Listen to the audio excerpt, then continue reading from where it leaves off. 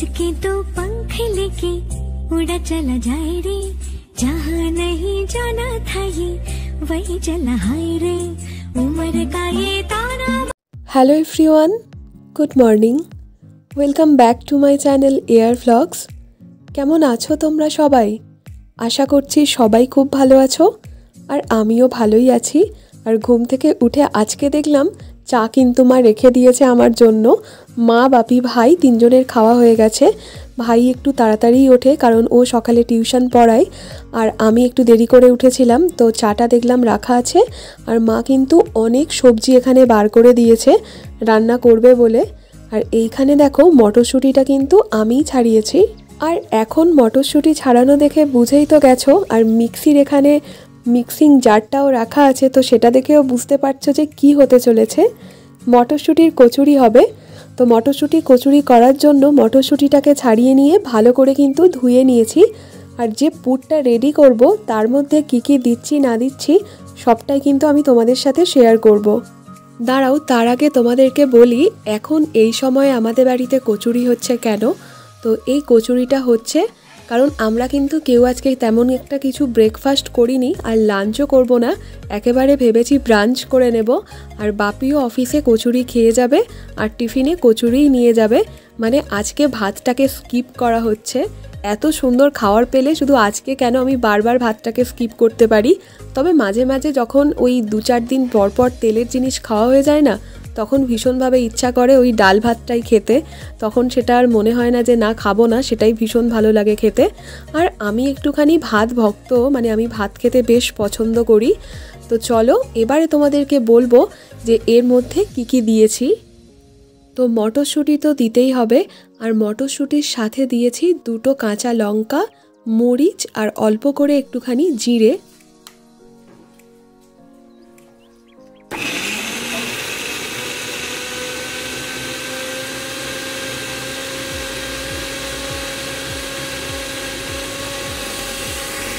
মটরশুঁটির পেস্টটা কিন্তু একদম রেডি করে নিয়ে তারপরে কড়াইতে অল্প করে একটুখানি সাদা তেল আর একটু হিং দিয়ে তারপরে সেই পেস্টটাকে ঢেলে দিয়ে ভালো করে কড়াইয়ের মধ্যে এরকম শুকনো টাইপের করে নিতে হবে। আর এই সময় এর মধ্যে একটুখানি নুন আর একটুখানি চিনি দিয়ে দিতে হবে। আমরা একটুখানি এটা ওই মিষ্টি মিষ্টি ঝাল ঝাল খেতেই পছন্দ করি। একটা ঝালেরও কিন্তু প্রমিনেন্ট একটা ফ্লেভার পাওয়া যায় কারণ যেহেতু কাঁচা লঙ্কা দেওয়া হয়েছে। আর এরপরে দেখো মা এখানে ময়দাটা মাখিয়ে নিচ্ছে। ময়দাটা আগে মাখিয়ে রাখা হয়নি, একটু আগে যদি মাখিয়ে রাখা যায় তাহলে খুব ভালো হয়। আর যখনই কিন্তু আমার মা এই লুচি বা কোনো এই কচুরি ধরনের জিনিস করে তখন কিন্তু একদম ঠান্ডা জলে ময়দাটাকে মাখায়। মা বলে ঠান্ডা জলে ময়দা মাখালে নাকি ভীষণ ক্রাঞ্চি খেতে হয়। আর যখন গরমকাল থাকে তখন কিন্তু ফ্রিজের মধ্যে জল রেখে ময়দাটাকে মাখায়। তবে অনেক সময় কিন্তু অনেকের কাছে শুনেছি গরম জলে মাখলে নরম হয়, কিন্তু আমার মা বলে যে যদি ক্রাঞ্চি টাইপের কিছু খেতে চাও তাহলে কিন্তু ঠান্ডা জলে মাখলে তবেই বেশি ক্রাঞ্চি হবে। পুরটা একদম রেডি। এর ওপর থেকে মা একটা কিছু মশলা ছড়িয়ে দিয়েছে, পরে আমি সেটা মায়ের থেকে জেনে তোমাদেরকে বলে দেব, মানে মশলাটার ওপরে। আর তারপরে দেখো একের পর এক গরম গরম কচুরি ফুলকো ফুলকো একদম কিন্তু ভেজে ফেলছে। আমার তো এখন ভিডিওটা বসে এডিট করছি, এটা দেখে ভীষণ ক্রেভিং হচ্ছে, মনে হচ্ছে মাকে আবার বলি বানাতে। আর দেখলে তো বেগুন ভাজা বানিয়েছে, আর তার সাথে ফুলকপি, আলু, গাজর দিয়ে একটা তরকারি বানিয়েছে। তো এইটা দিয়েই আমরা কিন্তু আজকে আমাদের ব্রাঞ্চটা সারবো। তবে তার আগে বাপি অফিস যাবে, খেয়ে যাবে, আর বাপির অফিসের টিফিনটাও রেডি করব, সেটাও আমি তোমাদের সাথে অবশ্যই শেয়ার করব।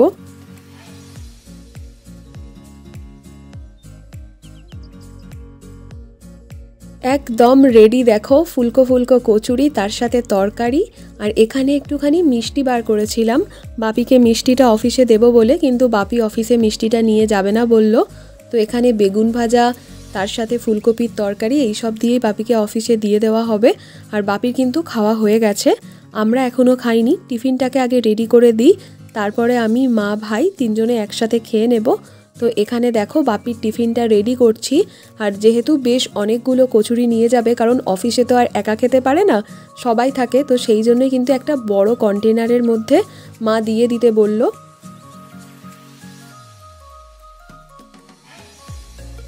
কড়াইশুঁটির যে পুরটা দিয়ে কচুরি ভাজা হলো, এই পুরটা দিয়ে কিন্তু অল্প করে তেল দিয়ে পরোটার মতোও কিন্তু ভেজে খাওয়া যেতে পারে।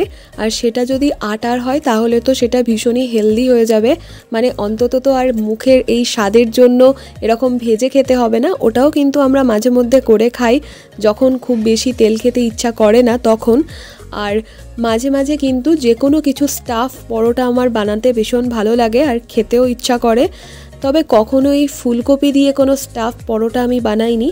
আর তরকারিটাকে একদম শুকনো করা হয়েছে যাতে বাপিকে অফিসে টিফিনে দেওয়া যায়, কারণ যদি একটুখানি তরকারিটা গ্রেভি মতো থাকে তাহলে পড়ে যাওয়ার একটা চান্স থাকে, সেই জন্যই একেবারে শুকনো করে দেওয়া হয়েছে। বাপির টিফিনটা গুছিয়ে দেওয়ার পরে আমরাও কিন্তু আমাদের ব্রাঞ্চটা এবারে সেরে নেব। আজকে কিন্তু লাঞ্চ করব না।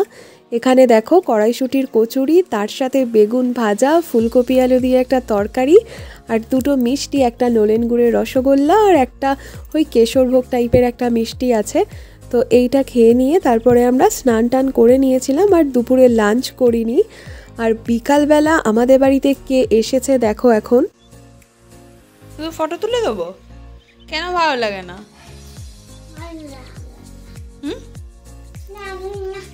একদম ভালো লাগে না? কি ভালো লাগে? তোর বার্থডের ভিডিও তো আজকে আসবে, দেবো ফেসবুকে, ইউটিউবে। তো তোমরা তো দেখতেই পেলে বিকালবেলা কে এসেছিল আমাদের বাড়িতে। তোহো এসেছিল, তো বেশ অনেকক্ষণই ছিল, অনেক কিছু গল্প টল্প করলো আমার সাথে। তারপরে বলছিল যে ম্যাগি খাবে।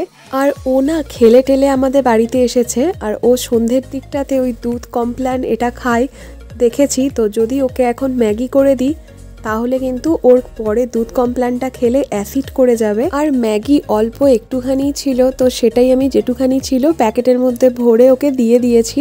বলেছি পরে করে দিতে বলিস তোর মাকে। তো ও বিস্কিট খেয়েছে, বিস্কিট খেয়ে তারপরে চলে গেছে ওদের বাড়িতে, মানে জেঠু ওকে আনতে এসেছিল। আর ভাই একটু বেরিয়েছিল, তো চলে এসেছে। আর ভাই কেক নিয়ে এসেছে, এই যে দেখছো মিয়মরের যে প্লেন কেকটা থাকে স্লাইসগুলো, তো সেটাই নিয়ে এসেছে।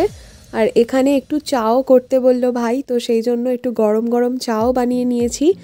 আর সন্ধ্যের সময় ঠান্ডার মধ্যে গরম গরম চা আর এরকম কেক যদি থাকে তাহলে পুরো সন্ধ্যেটাই তো জমে যায়। তবে এই কেকটার মধ্যে আমার যে জিনিসটা মনে হয় একটু বেশি মিষ্টি থাকে, এর থেকেও আমার বেশি ভালো লাগে যে নিউলি লঞ্চ কেকটা এসেছে মিওমরের, ওই ওয়ালনাট কেক, ওটা আমার বেশি ভালো লাগে। আর এত বড় কেক যদি এখন খাই তাহলে কিন্তু ডিনার করতে পারবো না, সেই জন্যই হাফ করে কেটে নিলাম। মানে আমি আর মা খাবো, আর ভাইকে ভাইয়েরটা দিয়ে দিয়েছি। তো আমি আর মা হাফ হাফই খাবো, আর সাথে একটুখানি বিস্কিটও নেব চায়ের সাথে খাবো বলে। তো এখানে আরেকটা কাণ্ড ঘটেছে দেখো, আমি চাটা ঢালতে গিয়ে চাটা একটু প্লেটে পড়ে গেছে, মানে মায়ের কাপে চাটা একটুখানি বেশি ঢেলে দিয়েছিলাম। তো মা বলল যে অতটা খাবে না, আমাকে একটু দিয়ে দিল। তো তখনই আর কি আমার চাটা পড়ে গেছে। আর এখন দেখো অনেকটাই রাত্রি হয়ে গেছে, মা রুটি আর ছোলার ডাল বানিয়েছে রাতে ডিনারে। আর তার মধ্যে হচ্ছে দেখো একটুখানি ওই ঘিও লাগিয়ে দিয়েছে রুটির মধ্যে। তো ডিনারটা করে নেব, আর ভিডিওটাকেও এখানেই এন্ড করছি। তোমাদের সাথে দেখা হচ্ছে নতুন কোনো ভিডিও নিয়ে। ততক্ষণ তোমরা ভালো থেকো, সুস্থ থেকো আর স্বাভাবিক থেকো। ভিডিওটা ভালো লাগলে লাইক করো আর কমেন্ট করো। টাটা।